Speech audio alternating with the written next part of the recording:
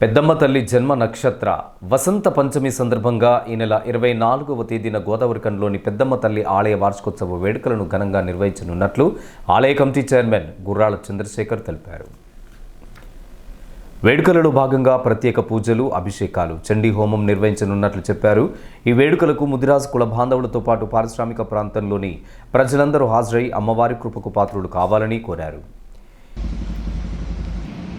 శ్రీ పెద్దమ్మ తల్లి ఆలయ వార్షికోత్సవ సందర్భంగా ఈ నెల 24 శనివారం రోజున వార్షికోత్సవం జరుపుతున్నాము. దీనికోసము ఆలయ కమిటీ తరపున చండీ హోమము మరియు అభిషేకాలు జరుగుతున్నది. దీన్ని పురస్కరించుకొని మన రామగుండ ప్రజా ప్రతినిధులు మరియు ప్రాంత ప్రజలు, మహిళలు అందరూ అధిక సంఖ్యలో హాజరై అమ్మవారి ఆశీస్సులు పొందాలని ఆలయ కమిటీ తరపున మేము కోరుచున్నాము.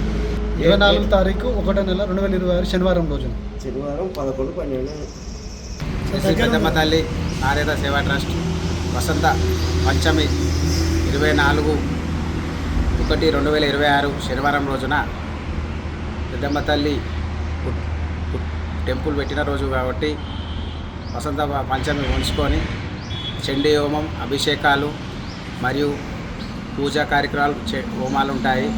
అనంతరం తీర్థప్రసాదాలు ఉంటాయి. రామగుండం ప్రజలు మరియు ప్రజాప్రతినిధులు, విలేకరులు అందరూ రావాలని మా యొక్క ముద్రా సంఘం మరియు పెద్దమ్మ తల్లి ఆలయ కమిటీ తరపున కోరుచున్నాము. ఈ కార్యక్రమంలో committee vice chairman Ravula Swaraj, treasurer Bandi Rajesh, Barla Mallayya, బొజ్జ ఉప్పలయ్య, శ్రీనివాస్, ఇస్తారి తదితరులు పాల్గొన్నారు.